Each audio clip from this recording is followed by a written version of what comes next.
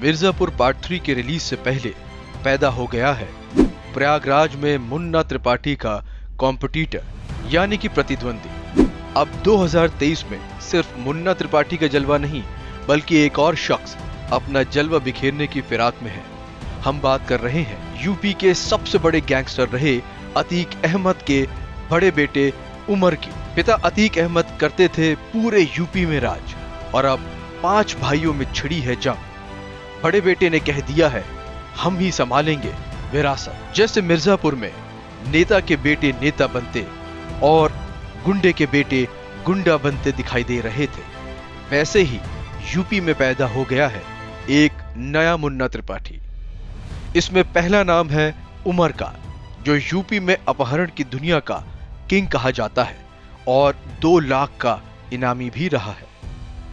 दूसरा नाम है अली, जो फिरौती और मारपीट के मामले में नंबर 1 माना जाता है और 50,000 का इनामी रहा है। तीसरा नाम है असद का, जो अपने खौफ कायम करने के लिए हर पैतना अपनाता है और 2.5 लाख का इनामी रहा है। चौथा और 5वां नाम 2 नाबालिग भाइयों का है, जिसमें से एक 9वीं और दूसरा 12वीं की पढ़ाई कर रहा है, पर दोनों अपने बाप की तरह क्राइम की दुनिया के किंग बनना चाहते हैं।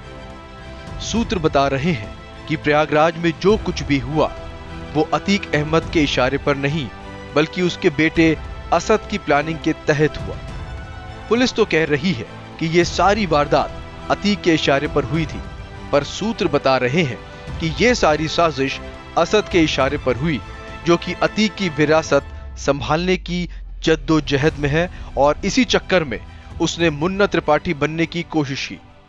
इसके पीछे की वजह यह भी हो सकती है कि अतीक अहमद की उम्र अब तकरीबन 60 साल हो चुकी है और रिटायरमेंट के दिन नजदीक आने के कारण उसके बेटे खाली होने जा रही गैंगस्टर की राजगद्दी संभालना चाहते हैं। अब अतीक के दोनों बड़े बेटे उमर और अली पढ़ाई लिखाई छोड़ पहले ही सलाखों के पीछे जा चुके हैं और बाकी बेटों के बीच में असद ने राजगद्दी संभालने के लिए अपना खौफ फैलाने की कोशिश की। इसके लिए उसने उमेश पाल को अपना निशाना बनाया, क्योंकि जानकार बताते हैं कि गवाही के बाद उमेश पाल को मारने के पीछे सबसे बड़ी वजह अपना खौफ फैलाना था, जिसमें कि असद कामयाब रहा। मगर यूपीएसटीएफ को अब पता चल चुका है कि असद नेपाल में छिपा है, जिसकी तलाश में 11 अधिकारी नेपाल के चप्पे चप्पे को छान रहे हैं। इससे खौफजदा होकर अतीक के घर की महिलाएं यानी असद की बुआ प्रेस कॉन्फ्रेंस करके रोने लगी और मुख्यमंत्री योगी आदित्यनाथ से अपने भाइयों की सुरक्षा का जिम्मा लेने की गुहार लगाने लगी। मगर उन्होंने ये नहीं सोचा कि उनके परिवार के लोगों ने उत्तर प्रदेश की कितनी महिलाओं के सिंदूर उजाड़ दिए, कितनी माओं के चिराग बुझा दिए। मगर इस प्रेस कॉन्फ्रेंस से एक बात तो साफ हो गई है कि यूपी में अब गुंडा राज तड़प तड़प कर खत्म होगा और कुछ बचेगा तो वो होगा कानून का राज यानी योगी का राज।